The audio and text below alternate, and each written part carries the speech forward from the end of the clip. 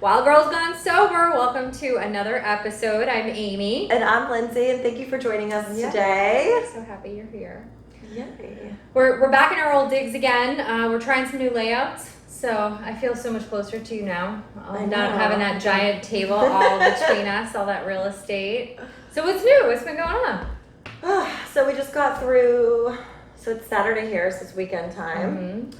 A beautiful day, yes. And it was Memorial Day weekend last weekend. Last weekend, yep. And so we had a short week this week. Yeah, and so, our theme is like sobriety in paradise, but it rains here. Yeah, this is the rainy season in Florida, and it's like, I feel like it's a bit rainier than our typical rainy season. Like we've had like a week or two of like super torrential downpours. It could be because we're not drunk either. Yeah, but maybe I don't know. It maybe just we're feels just like everything's aware. flooded. Like there's so much more flooding. Like my neighborhood, my street was okay, and I live on the water. Mm-hmm. But I guess I'm a dummy because I said to Jay Snow, I was like, "Ooh, do we need to worry about the canal? Is it gonna like fill up?" He's like, "It's connected to the ocean. I think it's gonna be fine." I was like, "Whoa, I don't know. Is all the runoff happening? Whatever." Just because you're not a Floridian. I guess I don't know. But when you leave my street and go up the road that we're off of, which is like kind of a sort of main road, there were streets all off to the side on the opposite side, the not canal side, that were completely flooded out. Like you couldn't even drive down them. It was crazy. So, fun story. God, it was probably 7 years ago. I had picked up my ex-boyfriend at the time, my boyfriend at the time, and was going home, and I was supposed to throw a dinner party. It was pouring down rain. I think I've heard this story. Yeah, my girlfriend texts me, and she says, "Don't take this way home. The streets are really bad." So I was like, "Oh, well, this road looks fine." Went down that road, flooded my car, couldn't move. There's this whole dramatic thing. Like flooded it to stalling? Like Penny, rest in peace, Penny. Yeah. Oh. It was so embarrassing. And a great reason. You took your foot off the gas. That's what happened. You can never take your foot off the gas. I was literally in a river. You gotta just keep going. I don't think there was. You can't take your foot off the gas when you're going through the water. Where were you 7 years ago, lady? No, sorry. So anytime it like will sprinkle and I'm driving, I get a little like PTSD about it. And I'm like, uh-oh. Well, I mean, if you killed a car. Oh, I killed it. That's appropriate. Okay. So you do not take chances with that anymore. No, not at all. Even when it's like heavy raining, I have to like. Isn't it funny that we learned that, but we still kept drinking and driving? Oh yeah, it was a great reason to drink too. So we pushed the car like the whole scene scenario, and there's these like big trucks going by that are like clearly just like, so the whole car's like whoosh. Right. I mean, this is like you're drowning. And I'm like freaking out, and I'm like about to have a freaking panic attack. Oh my god. So get out, and it was like that like fight or flight mode, and I just kind of like sucked up and just found that like inner strength and pushed the car. Somebody there were other people went home. One person. Okay. Who was like was kind of useless. Yeah. Okay. And so so went home, and I was like, all right, I was supposed to do a dinner party that night. Ended up still doing the dinner party, but got shit-faced, annihilated. Of course, because you just wrecked your car. Yeah, and for like the next 2 weeks, I'm like, because finding a car is not fun. Right, yeah. So anytime it rains or floods, I get like, I get a little nervous. Get a little icky. Well, it's not that bad, and it seems to have abated a little bit, and we have a beautiful day today. We're actually, we have a rare, decided to just hang out together today, and we're going to go sit on the beach and sun ourselves a bit and get Lindsay's tan evened out, because she's got a little farmer tan rocking. So it's nice. We're doing a little self-care today. Self-care day, yeah. So we started that with a what's happening, what's going on. Did anything happen since Memorial Day recording? Did you do anything for Memorial Day weekend? No, we just because it was rainy and shitty. It was just rainy and shitty. Yeah, I saw a girlfriend, stayed at her house most of the day. We got some sushi last night. I finally went to a restaurant with my mom yesterday. Oh yeah, let's talk about that. Let's talk about yesterday. That's fun. Yeah, so we went to a couple different restaurants. It was kind of the original restaurant we wanted to go to wasn't open for lunch. It was kind of like one of those. Which I was a friend fail, because it's actually the restaurant my daughter works at, and when Lindsay texted me and told me she was going to lunch and said the restaurant name, it didn't gel in my brain that she was coming all the way to my hood. Right. So I didn't even occur to me to be like, oh, no, honey, they don't do lunch. It's the only place this restaurant is only at. do lunch on the weekends. Yeah. Sorry. That's all right. So we ended up having a really nice lunch, but I thought I'd be freaked out about like people in my space and the interaction between the waitress, and it was fine. Like I couldn't believe how normal I felt about it. Yeah. Now I didn't want to come home and then go out to dinner for date night, so we just got food in, but I was shocked how well it went. So how about you? It's funny where you go different places and it's normal versus not feeling normal. Like when I go down south, it does not feel normal to me, like south, like south of West Palm. But up here, like life feels like normal. So we didn't really do anything for Memorial Day weekend. Our anniversary is May 27th. So I thought I was playing golf Wednesday night, which would have been our anniversary. So I had asked to do dinner Tuesday night.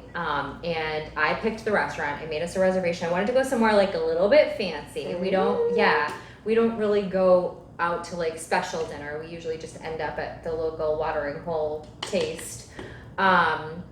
So I picked this French restaurant we've never been to. We've lived here for almost 6 years and we've never been there. And I made a reservation and we went, and the place was very quiet. It was in Jupiter. It was very quiet. They were seating people separately from each other, but there were probably like 6 tables in the whole restaurant that had anybody there. But this place is kind of like out of the way. Like I wonder if people really dressed up. I did get a little dressed up. I got a little bit fancy, and the food was amazing. And it was, so we sat down, they seated us, and the waiter came over, and the first thing he did was hand us a wine list. Of course. And that's like all they had was wine. Like it's a French restaurant, I guess that's all they want to serve you is wine. So they brought us the wine list, and I was like, oh, I'm just gonna have water. And John ordered Perrier, and I was like, you can have wine if you want wine. And he was like, nope, I'm good. And so neither one of us drank, which I thought was really sweet of him to do, because honestly, it probably would have sucked a little bit staring at his wine glass had he chosen to get wine. Plus, John's wine isn't really his jam. He'll have a beer. It's not his jam, but he does enjoy a glass of wine on occasion. Like he is not opposed to ordering a glass of white wine with dinner sometimes, like here and there. He's not a red wine drinker like me. But he does enjoy a glass of wine sometimes. But it's rare. And it's one. That's the rare part. So anyway, so neither one of us, obviously I didn't, but he didn't drink. And then we had a really nice date. But what was really cool was, so part of what I've struggled with in our whole relationship and partly surrounding my drinking is like open, honest communication about stuff and feelings and things. Ugh, I'm so bad at it. Like this one has a love talk scheduled like every other day, and I'm just as feely as I am. I'm so insecure that it's really hard for me to talk about stuff because I don't want to hear something I don't want to hear, and I'm always afraid like I love him more than he loves me. I'm not worthy. I'm not enough. I'm doing something wrong. Like I have all of these insecurities that I'm constantly dealing with, but there's so much less since I stopped drinking. Like the insecurity level has gone so far down. And it's funny because I was insecure, and part of my drinking was because of my insecurities. Like, oh, I feel bad and nervous and afraid and unloved and all these things. And so I'm going to drink so I don't feel that. But now I'm like delusional about how bad it is. Like, oh my God, he's sitting on the couch next to me and he's not talking. You must be mad at me. Like, what did I do? Yeah. And so since I've stopped drinking, my insecurities are way less.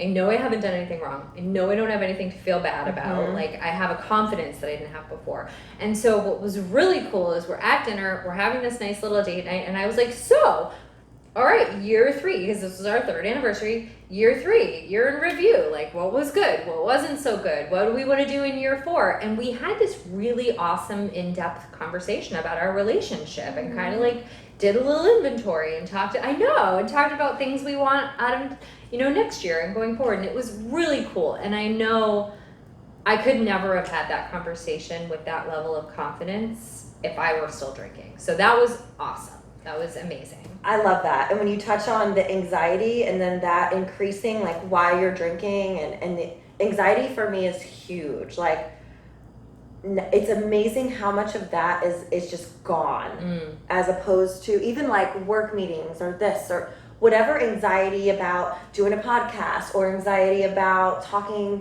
you know, oh, what did I do wrong? Like sitting there what did I being do like, wrong? Why oh, you're grumpy. It must be because of me. Like, Right. what did I do? Right. And now it's like, psh, you're grumpy. Right. You're not Go going to eat ruin some my mood. Right? Yeah. Have you hungry, angry, lonely, tired? Like, let's do your whole. Let's go through it. But it is incredible. Just the anxiety that is just like your whole body just like gets to like relax. Yeah. It's like the weight is gone. And it's that, you know, they said it, I think I've said this before, I heard it a lot in meetings early on where women would talk about like, I'm a woman of integrity, and I didn't process till recently what that really meant and felt like. Like, you know, you hear things and they kind of like go in one ear and out the other early on, and now like I get it because I'm present, I show up, I'm in the moment, I do what I say I'm gonna do, I'm not being dishonest or sneaky or any of those things. Like, I don't have anything to feel worried about.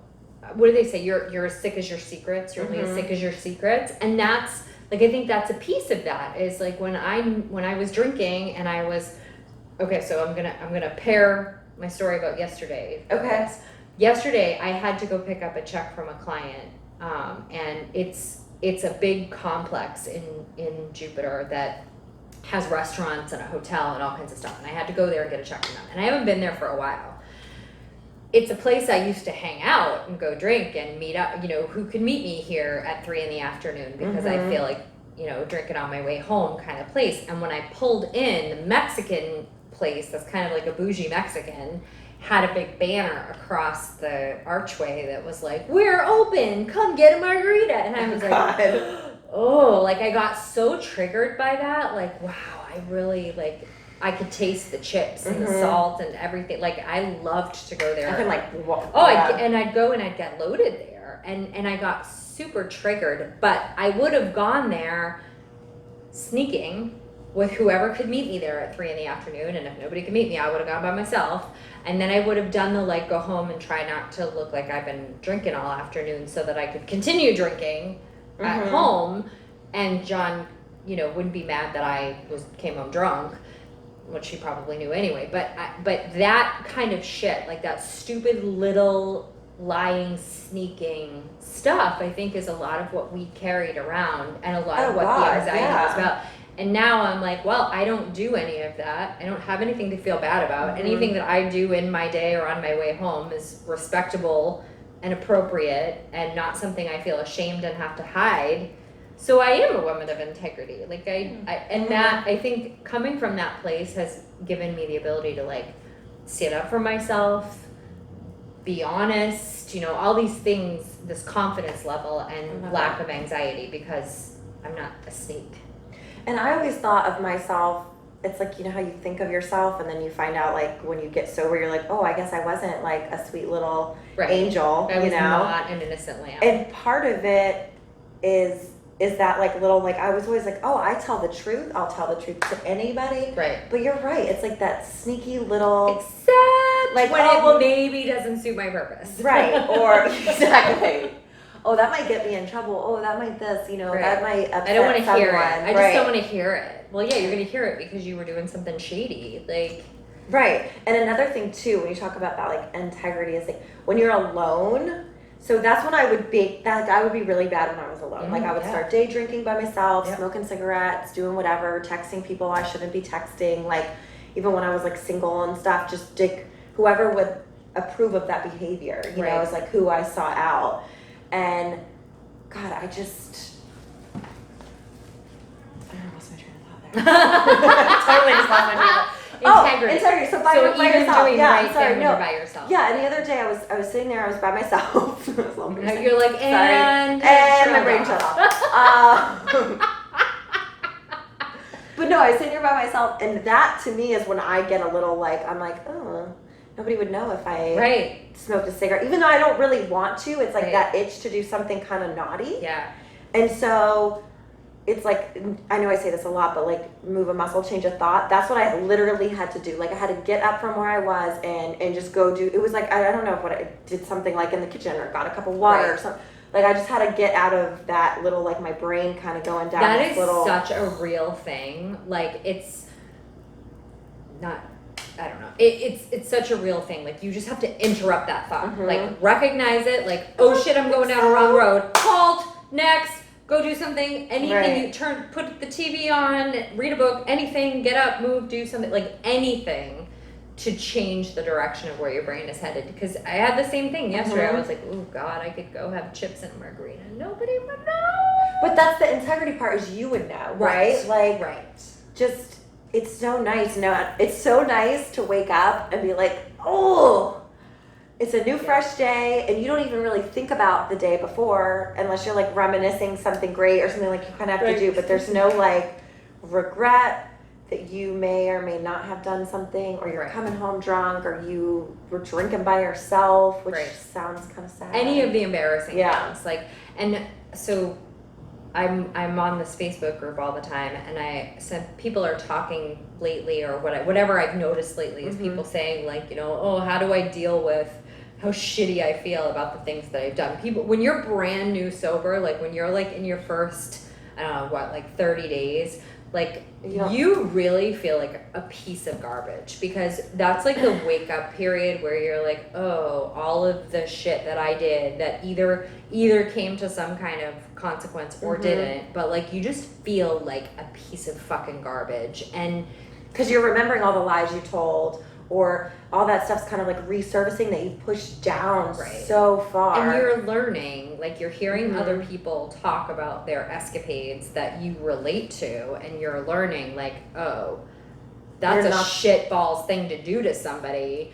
Yeah, you're not alone. Right, or that's triggers fine. Remembering you doing it or something. Yeah. Exactly. So at least for me, and I think for most of us, you feel like a garbage person initially, but you get to a place where you forgive yourself for that shit, and you just feel so grateful that you know you're not going to do it again. So when did that happen for you? Speaking of like, because I can't remember when that transition, the switch for me. I think I felt like a real piece of shit the first 30 days. I think like until I got past my first 30 days and really knew I was on track to stay sober, that I was really committing to this, and I shared it with John. That was a piece of things. Like I think until that point I really was embarrassed. Like I was embarrassed and I was humiliated that I was part of this, and that I was such a freak that I couldn't drink like normal people. Like I think I carried a lot of that, at least for the first month. I'm sure some of it dragged on longer than that. I think the shift came, I don't know if I can pinpoint a real point where the shift came. I think it was very gradual, but it's noticeable that, you know, I'm grateful. It might have been kind of part of this process, like us doing this podcast and me starting to feel really comfortable with being really open about what we've done and what we've been through and what we're going through. I think that saying those things out loud and just kind of owning my shit helped me to forgive myself for it. Like, okay, I did these things. I did puke in Aaron's car. I did blackout drink at every golf tournament. Like I chose to bail on something that I shouldn't have bailed on. Whatever these things were, like I acknowledged that they happened. I know I won't do them again. And so I have to just be like, well, Amy, move on. Like, it's over. And now I don't feel, I'm not a bad person. I made bad decisions, and I'm definitely a drunk. Can own that. But I'm not a bad person. Right. It wasn't like, it's weird because it's you, but it's also the poison that's in your body that's making these like rash, crazy decisions. I mean, you're hear altered. about some of you're the not shit. straight. So and be like, and I know I sound so hippy dippy, but it's so true. And they say it too in the beginning watch, like just be kind to yourself. Yeah. Be kind to yourself, and that's the most important, because if you're not good to yourself and you don't take, you know, the steps that you need to get on, then you're not going to be able to apologize or make any of those, you know, situations better with your family or your friends, or be able to come out of that with your head held up high. Like you have to you know, I hate to say it, but like, do you, like, do what feels good. If you know, eating chocolate feels good, you know, like Amy still today. Sometimes I'm going to talk about it again. You know, and you know, whatever it is, just do it. As long as it's not drinking. Yeah, and like be gentle with yourself in the beginning. Yeah, anything but drinking is fine. Who cares? You know, whether it's food or it's you just want to crawl under the fuzziest blanket you have and watch movies for 3 days straight and not leave the house. It's okay. Shut the damn shutters and celebrate your wins. But don't completely isolate. Right. Still check in with somebody. Like, it is so important, and it feels weird in the beginning. Like, when you first go to meetings, if you're new and you're first going to meetings, it's like the weirdest, worst thing on the planet when somebody is like, do you need a phone list? Oh, God. Horrible. You're like, what the fuck? Like, I'm not calling you. I'm not calling these people. What are you, crazy? No. I'll tell you what I call these people now. I do. I have a bunch of them that I actually talk to now. And what happens over time is you find some people that you're comfortable with. Like, if you are in that place where you're like, I'm not picking up the phone and calling a stranger, like 90% of us are. Well, that's why they say to call when you're feeling really good, right? So right, I guess practice. Right. It's practice so that when you're in trouble, it's easy to pick up the phone. But I think if you're struggling with that concept, because to me that was the dumbest, most horrible thing I'd ever heard my first few meetings. Like, I had so many lists handed to me, it wasn't even funny, because I always identified. That is one thing that I did in every meeting when I was new. I always identified as a new person with my days, like how many days I was at, and I put myself out there. You put yourself out there. If you were having a risky, like if you were having a tough day, like I remember you're just like, it's day 3 and I just don't know what to do. And like, and I was like, oh my God, she's doing this in front of everybody. I was like, she is in this. And I was so proud of you for being able to like be vulnerable in a room, because that's a struggle I have. Like, I have lists and I have some people and I haven't reached out to anyone. Like, I'm so bad about that. But, you know, that is something that when these meetings open, like, I really am going to make a valiant effort to try to do the steps and really connect with my sponsor and connect with some of the other ladies in the room. It's just an awkward feeling. But we also like you're had each other. So and that's it too. I think there's a piece of that, because I think my bigger point to that whole thing is like I always identified so people, they will come running to you, and it's okay to just nod your head and smile and filter some people out. You don't have to take everybody's advice, and you don't have to be everybody's best friend. But it allowed me to build community and have people to talk to when I was struggling, so that I was comfortable. But we had each other, and you were a little ahead of me in terms of where you were at in your sobriety. And so you didn't need that piece as much as what I think. Like, I really needed, there was something magical for me about the connection to other drunks. Well, and that's why they push you to call people. Like, talk to another alcoholic every day. It's one of the first things they're going to tell you. Talk to another alcoholic every day. So if you don't like the idea of calling strangers, which I don't blame me for, I didn't do it either, go to a meeting every day. And that's another thing. There's the 90 and 90 is go. And we had each other. So we did a lot of this stuff. We just had each other to do it with. So we weren't like breaking the rules or not following the suggestions. We just did it with each other. Like we were solid.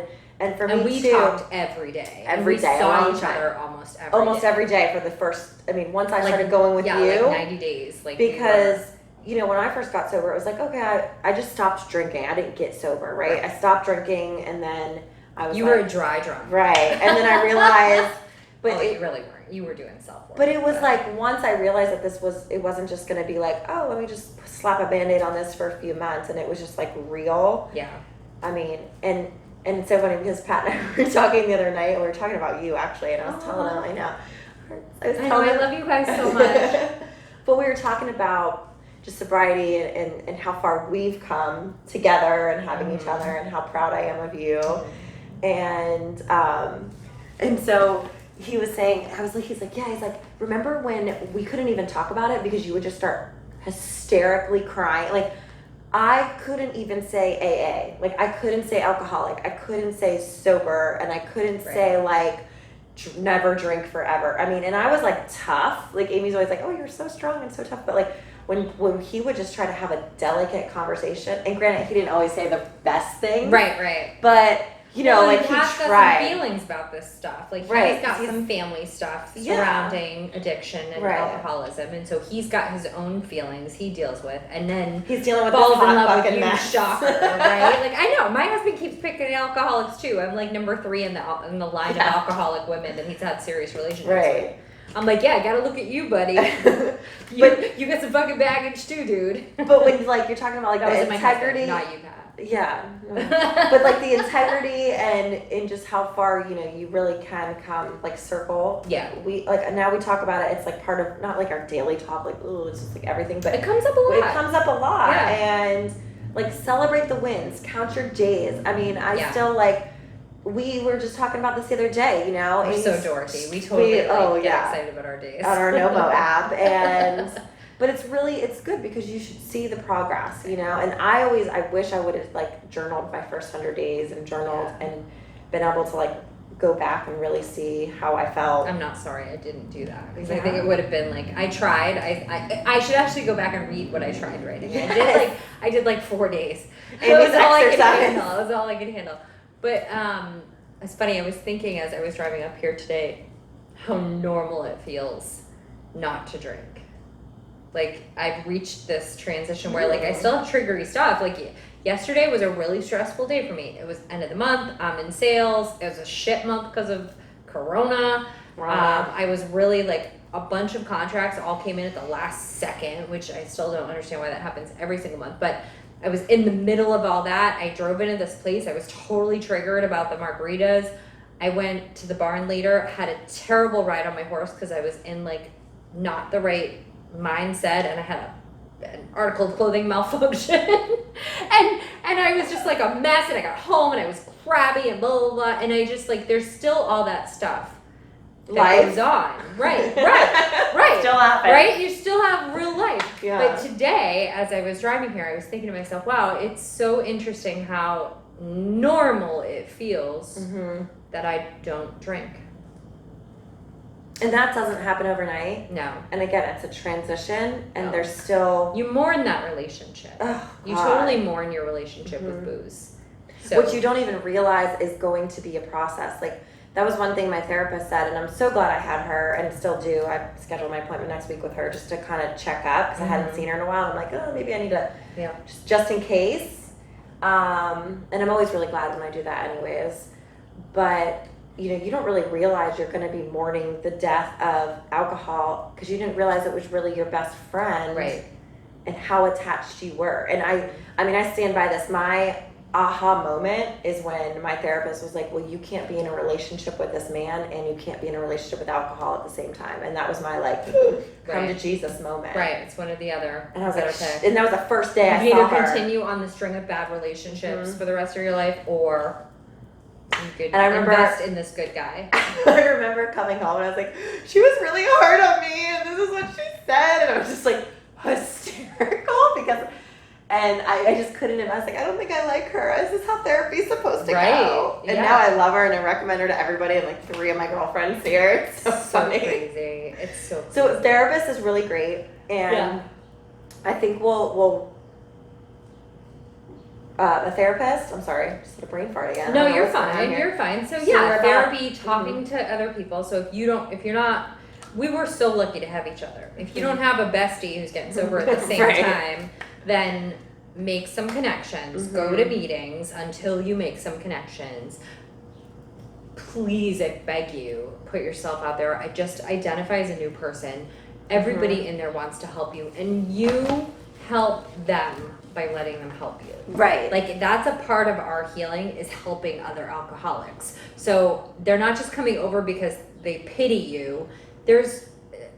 It's not entirely selfishly motivated, but there's a selfish motive too. So if you let them, come and help and throw some advice your way and be support for you, you're helping them to stay sober, because that's part of the program. So it's not all about you. You're not being selfish. You're not putting on anybody. They're glad to help you. But put yourself out there, and you will build community that way. So if you don't have a built-in community. And even the people that are like, you're like, oh, I don't really want to talk to you and all that stuff. Like if you don't get a good vibe, then just don't, you don't owe anybody anything. This is time for yourself and to figure out what is working for you. But finding a community is so important in anything. I mean, Yeah. if you have a hobby or whatever, just like you have a really good horse, community, Yes. right? Yeah. Like Now. I struggle. I can't find anybody that likes to run that's near me. Like I need a running partner, right? So I'm like, I was told Pat, I was like, do you have any friends? Like anybody, like I need a running friend. And so he like Should go and meet up. he went through a list. I was like, no. And then I was like, okay, maybe I should like relax. But anyways, just like creating that community to just that understands what you're going through. And unfortunately, unfortunately, like you are just like them. Yeah. In some weird way. Yeah, you'll figure that out. Yeah, at your own pace, I guess. Some of us walk in the rooms and we're like, ooh, I'm not like these people. Yeah. But the more you get to know them, you're like, oh, either A, I was like these people, or B, I was going to be these people. Right. At some point, had I kept going in the direction I was going in. So that's another. Sometimes that'll just shake you up right there. So here's my public service announcement though. If you're a girl, make friends with girls. Mm-hmm. Don't buddy up with all the dudes, because I know what's going to come out of your mouth, because it comes out of all of our mouths, is, oh, I get along better with guys than girls anyway. Yes. Yeah, we're all those people. That's why, that's part of your alcoholism. We're all that girl who doesn't get along with other women and gets along better with dudes. Like, we're all there. Don't buddy up with the guys. Just don't do it. There are people out there who, they call them the 13 steppers, who are going to like hit on you, and you're not even going to realize it's happening. You're in a very vulnerable place. Hang out with the ladies. The ladies will take care of you. If you're a dude, hang out with the dudes. Don't try to chat it up with the cute girl who's brand new. So just, boys with boys, girls with girls. It's a smart way to go. It's fine to interact eventually, and I'm not saying be rude, and if a guy says hey, you don't say hey, but go sit with the women that are sitting in the middle of the room. Just go sit by them. Absolutely. Don't hang out with the dudes. I see bad juju happen, and I've had it happen to me. Like, somebody really inappropriately older than me, who I really thought was just being like friendly, grandpa kind of vibe, who I totally think was hitting on me, and I was too dumb to realize it and ended up having to block him because he started texting me. Oh my God. Yeah. We'll talk about that offline a little bit. So don't, it does happen, and people do get into relationships in early sobriety, and most of the time it blows up in people's faces, and it's just such a vulnerable time. You need to worry about anybody but you and your sobriety. So girls with girls, boys with boys. Right. Yeah. Because the girls are, they're going to be your strength. And when you hear like in the shared meetings or the speaker meetings, which are always my favorite, when someone has a year or more, they're celebrating, they get to go up and talk. Mm-hmm. And it's like, speaking of like community, it's just this like amazing refresher when they're, half the time they just sit there and talk about how great their sponsors are and all of their gaggle of girls, right. And how supportive everybody's been about everything. And it's like, oh, I want that, right? Like you want what's in the room, you want that feeling, and so that's part of it. And I think the sponsor thing is a big scary beast for people too. Like, and it was for me so too. Let's touch base on that. Yeah. So 12-step program, sponsor, get a sponsor, right? Get a 90 days, 90 meetings. 90 meetings in 90 days. Thank you. Yeah. Get a sponsor, and work the steps. Do whatever they say. Do whatever they say and work the steps. Even if you don't want to, even if you're like, this bitch is crazy. Just do it. So here's my sponsor suggestion. Pay attention when they say, so first off, when they say, is anybody new, they mean you. Mm-hmm. If you're under 90 days and they say, is there anybody new or just coming back, they're talking about you. So put your little hand in the air. Mm-hmm. Hey, my name is Amy, I'm an alcoholic, and today's day 90. Whatever you're at. Identify. Because all the women in the room who are potential sponsors who might want to help you are going to see that, and somebody might approach you and be like, hey, how you doing? You need some help? It'll be great. If that doesn't happen, that's okay. The next thing they say is, can all of the people who are willing to be temporary sponsors, raise your hand. Take a look around the room, see who raises their hand, and then pay attention when people are sharing, and try to just like get a vibe for people you like, that you connect with. Like, oh, hey, she seems pretty cool. Next time you come to the meeting, you see her, sit near her. Say hey, introduce yourself. Mm-hmm. Eventually, you might be like, hey, so I don't have a sponsor yet, and I'm not sure what I should do, It's whatever. the most awkward. It is. It's weird. It's like asking somebody to date you. It's weird. It's but even it's weirder not than asking that. somebody to marry you. Right. It does not have to be permanent, and no one will take it personal if it doesn't work out. It's fine. That's why they call it a temporary sponsor. Everybody's a temporary sponsor because at any point in time, you could be like, you know what? I don't think we're a good fit.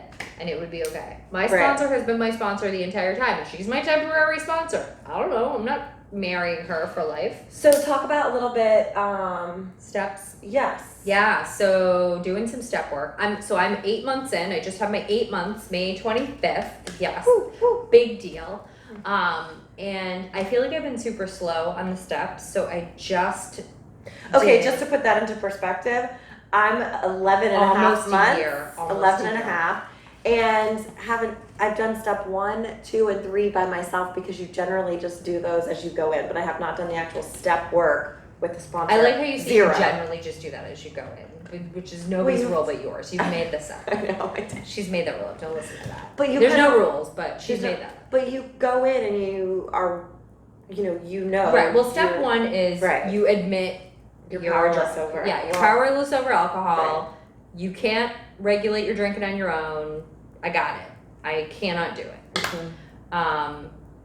Which one's 2? Willing to change or something, and then 3 is the whole God one, which I hung on for a long time, and I'm still like I'm not very religious. I don't believe in a God. I just phrase it with HP, higher power, whatever it is. So the higher power, God of your understanding, whatever. If you're not a religious person like me, and that I had a hard time with that for a long time because I have a lot of ick. Everybody does, but I have ick around, and that's yes. I don't mean to be like special, but I have a lot of ick around religion from my childhood, and so I really was like, well, I don't even want to look at step 3. So it took me forever to do that one, and honestly, it really wasn't bad. Right. It was like reading a part of the big book and then whatever. So the way my sponsor has been working the steps with me is that we were getting together in person, but now we just did it over the phone the other day to do 4 and 5. We would get together in person, we would read some of the big book, like there would be a part of the big book she wanted to read, and then she would give me like homework. So she'd give me like a worksheet of questions and things to go through. And then we would get back together, we'd read a part of the big book, we would go over kind of my stuff that I wrote down, we'd discuss it, she'd have some specific things she would ask, it was nothing horribly invasive. Repeat. So that's what we've been doing. So step 4 is a biggie. Step 4 is well, I don't know which one's 4 and which one's 5, but we kind of did 4 and 5 at the same time. So one of them is kind of like going back through like what are the relationships you've kind of really fucked up over the years because of your drinking? Who have you hurt? What are some things you wish you hadn't done? Oh like, God. What are some things that you've done that you would never want to tell anybody because you're humiliated? Like stuff like that. It's a pretty good like deep dive in self.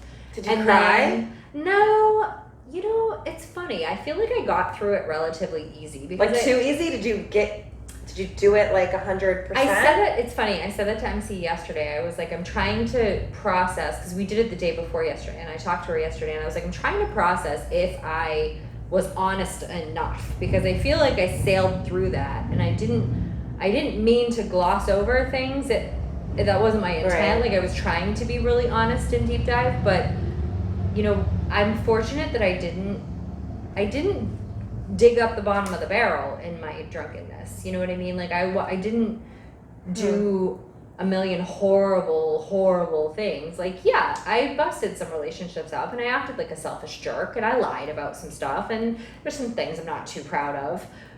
She knew 90% of them anyway, because I've talked to her about all of that. So it really wasn't anything that was a revelation, no. And then the other piece of it is like a self-inventory. So going through attributes and shortcomings. So there's like a list of attributes and a list of shortcomings. Like, am I patient? Am I tolerant? Am I generous? Am I these things? And just kind of checking the boxes of like, yes, I think these things about myself. No, I don't think I have these traits, or I have these bad traits and I have these good traits. Are they supposed to be like when you were drinking or now? Because I feel like they're two different people. That's a great question, and I agree, and I struggled to answer some of it.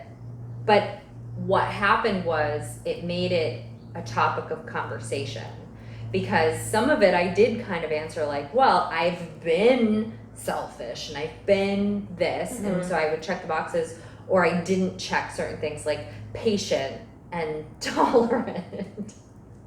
I still work on patience. Well, we all or do, generous. I didn't check generous. And she's like, you don't think you're generous? And I'm like, well, I don't think I'm generous financially. Like, I don't give away my money, but I'm pretty generous with my time and wanting to help people. Right. And so, like, we talked about things like that. So it was just, and some of awareness. It was being self-aware. Yeah, it was just like a self-searching. Yeah, and so it was good. It was interesting, and some of it I kind of like. I don't know what frame of mind I was in when I filled it out. And then we talked about it 3 or 4 days later, and I might have been in a different frame of mind. See, I think I'm gonna obsess over that. I wouldn't. I just get it done. It's not something to hang on. So like just getting part of what did happen during that process though was like we would talk about a situation. She'd be like, okay, well put that person on the list. Oh, that's what I did too. I was like, oh God. I was like, are we making the list of people that I have to like apologize to? And she's like, yeah. Oh, okay. But then we talked a little more about that, and she was like, well, in this, we talked about like what was the situation and what was my part in it. And, like there's more digging to come, but yes, it is about the amends. And there are people I'm gonna have to call and be like, hey, I'm really sorry I acted like a jackass. I'm working to be a better person. So what's like the biggest nugget you've got from doing them? Oh, I hate your nuggets. I don't know that I have a walk away giant nugget on this, but what I do have is a little bit of relief to be getting through the process, because I feel like it's been looming a bit.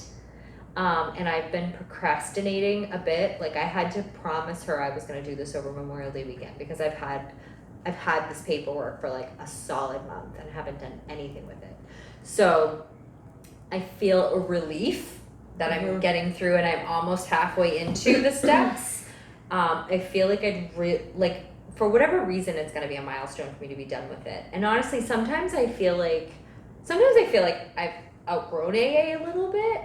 Like, do you ever feel like that? Sometimes I feel like I'm a little bit past certain things, but because I haven't finished this step work, I don't know if I really am or not. And there's parts of it that I really enjoy and will probably do forever, but there's like, I don't know if I'm going to have a sponsor forever. I don't know. I get nervous because a lot of people that do relapse, because they stopped going. They stop going to final meetings. I mean, that is verbatim what every single person that relapses will say. So, and I'm not there, like when I go into my first year, that is with 1 year under my belt, that's going to be a priority. It's a scary tipping point for people. People hit a year and then they think they got it. Right. And then they start seeking support. Correct. And that's just a dangerous line, I feel like, to kind of just flirt with. And I don't know. It's just for me, I don't know. And I haven't done any of the steps really, except for like I said, first couple that I think you just do, but right. But I have talked to my therapist about it, and she's like, you're pretty much doing them. These are the like in the order, not in the order, but you're making amends when you mess up, or if you feel like you've done something, you talk about it or talk to that person about it. So we talked about that. We talked about a living amends. Was something we talked about, because I was like, I don't really want to put my husband on the list for like some apology, because I think we are repairing that relationship step by step as we move forward, and as I show him I'm doing this. But and that my point is not to say like, oh, I'm good, I got this, I'm gonna stop going to AA and be done. My point is like, there are other things out there. I do need to continue to focus on my sobriety and do things that are healthy for that. Inward. Yeah, but they may not revolve around AA. Right. And that's all I meant. Right. Yeah, that's what I mean. I don't mean like, I'm good, I don't need any support. No, I definitely do.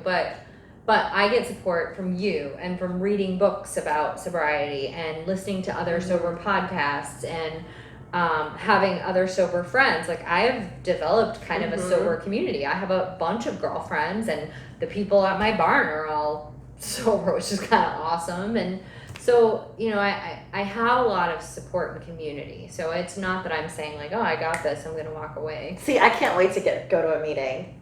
I even drove by. I drove by the hall the other day to see. And I was like, hold on, Mom, I just want to see if they're open. And there was like could have been a sign on the window, like it looked like the tape was still there. Sounds a little ghetto. But but there was no cars, and you can't see in those windows because they're blocked out. Yeah, so I'm like they're, trying like, to see, and polarized. yeah. So I don't know. I guess I need to just At the try to one figure in it out. Port St. Lucie or ours in Ours. Stuart? Oh, okay. So speaking of self-care, we are going to take some self-care time. Yeah. And we're going to go hit the beach. So we just want to thank you so much for joining us. And give us your feedback. Let us know what you think about What are you COVID, struggling life. with? What can we help with? Triggers. What do you want us to talk about? How do you feel about the steps? You know, what's going on? So wildgirlsgonesober@gmail.com. And follow us on Facebook and Instagram. Yes, please. And like us. You can stay sober wherever you are. We choose to do it in paradise. Have a good day.